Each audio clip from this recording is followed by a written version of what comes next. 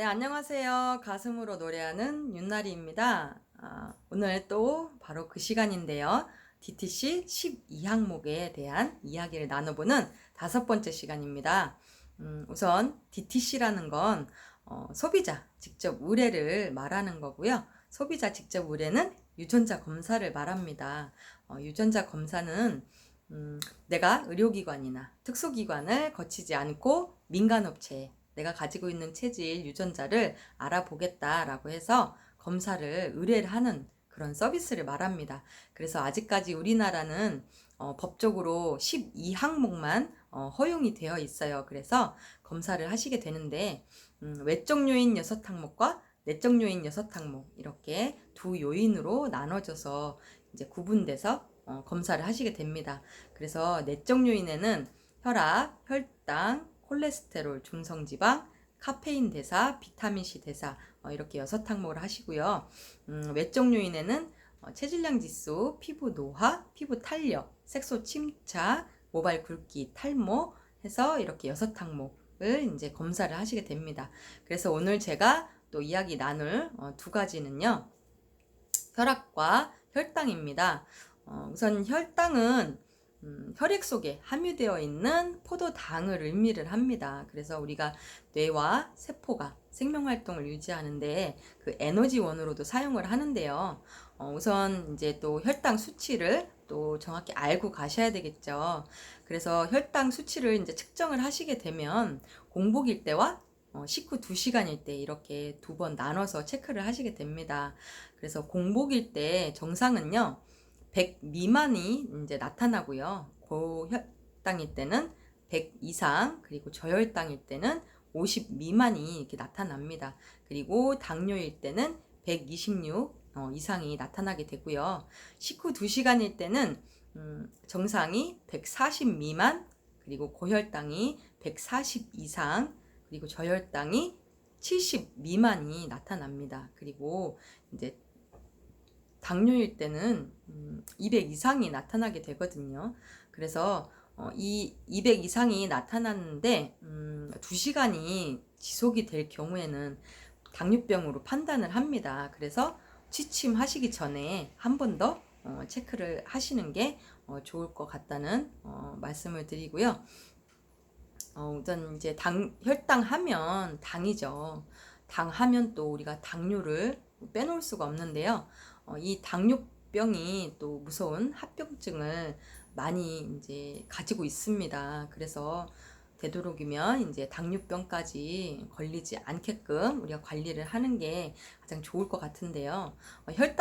당이 높으신 분들은 당연히 당 섭취를 줄이셔야 되겠죠. 그리고 저혈당이신 분들은 혈당이 낮기 때문에 혈당을 또 올려주셔야 됩니다. 그래서 이제 당 섭취를 통해서 조금은 수치를 올리시고 정상을 유지하시는데 도움이 되셨으면 좋겠어요. 그래서 뭐 캔디라든지 젤리, 뭐 이제 껌, 초콜릿, 뭐 사탕, 뭐 이런 것들 있죠. 이런 설탕이나 이런 것들 이제 뭐 부족하시다면 이제 섭취를 통해서 채우시고요. 또 너무 과하시다면 섭취를 줄이시면서 건강을 유지하시는데 좀 도움이 되셨으면 좋겠습니다. 그리고 이제 혈압인데요. 혈압은 혈액이 혈관벽을 흐를 때 이제 혈관벽에 미치는 압력을 말합니다. 그래서 심장이 펌프질을 하는 그 역할을 하거든요. 그래서 그 역할 때문에 우리가 수치를 2가지로 나눠서 이제 측정을 하게 됩니다. 그래서 수치를 또 이제 측정하시게 되면 또 수치를 또 알고 넘어가셔야 되겠죠. 그래서 혈압을 이제 측정하시게 되면 정상이 120에서 80이 정상이라고 이제 나타납니다. 그리고 고혈압일 때는 140 이상에서 90 이상이면 고혈압이라고 이제 나타나고요. 저혈압이실 때는 90 이하에서 60 이하가 이제 저혈압이라고 나타나게 됩니다. 그래서 이 혈압도 이제 양쪽 부모님이 이제 유전이다라고 하면 2분 다 혈압이라고 하면 자녀의 80%가 고혈압이 걸릴 확률이 있고요. 그리고 한쪽 부모만 부모님만 이제 고혈압이다라고 하면 자녀 중에 50%만 고혈압에 걸릴 확률이 있다고 합니다. 확률이 있습니다. 그래서 유전적인 요인도 물론 있지만 외부적인 이제 환경이나 내 습관들 이런 것들로 인해서, 그리고 여러 가지 질환들로 인해서 또 혈압이 올 수도 있거든요. 그래서 관리를 꾸준하게 이제 잘 해주시는 게 좋은데요. 비만이신 분들은 체중 감량을 통해서 혈압을 낮추시는 방법도 있습니다. 감소시키는 실제로 연구 결과가 있는데요. 이제 비만이신 분이고 이제 혈압이 높으신 분을 이제 6개월 동안 실험을 하게 됩니다. 그래서 연구를 했는데 4.4kg 정도 이제 감량하신 분이 2.5 정도 이제 혈압이 감소하신 그런 연구 결과가 있는 만큼 체중 감량이 또 혈압을 낮추는데도 굉장히 많은 도움이 되고요. 물론 식습관, 운동 이런 것들은 필수겠죠. 우리가 이제 환경적인 요인들로 인해서 나쁜 이제 생활습관병이라고 또 하는 불리는 그런 이제 질환이기도 한데, 이제 짜게 드시거나 혈압이 높으신 이제 혈압에 문제가 있으신 분들은 짜게 드시거나 뭐 인스턴트, 패스트푸드, 그리고 뭐 육류, 지방이 많은 이제 포화지방이 많이 섞인 그런 육류 있죠.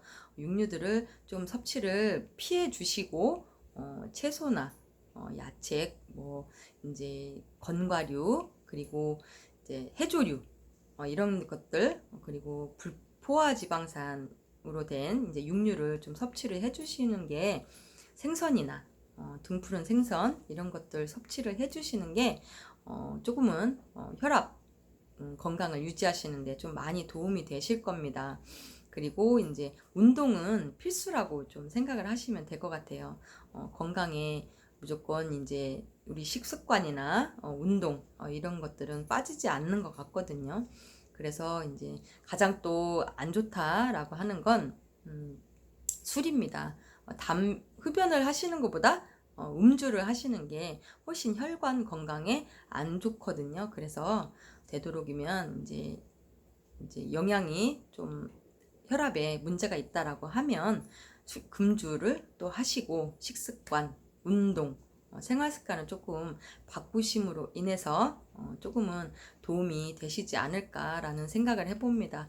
그래서 이렇게 내가 어떤 부분에 또 어떻게 노출이 되어 있고 또 어떤 부분이 좋고 안 좋고를 또 우리가 알려면 유전자 검사를 또 해야 되겠죠. 그래서 유전자 검사를 하시고 내가 조금은 더 건강을 하는데, 아픈 것보다 또 안 아프고 건강한 게 또 좋잖아요. 그래서 건강하는데 건강을 좀 유지하실 수 있도록 관리를 좀 하시고요. 생활습관병인 만큼 생활습관, 식습관, 뭐 운동이나 이런 부분들만 좀 바꾸셔도 충분히 이제 건강하게 유지를 하실 수가 있습니다. 정상적으로. 그래서 유전자 검사 꼭 하시고요.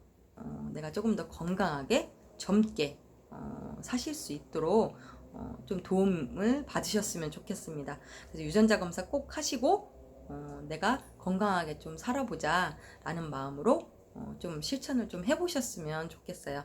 그래서 다음에 또 다른 DTC 항목으로 또 찾아뵙겠습니다. 감사합니다.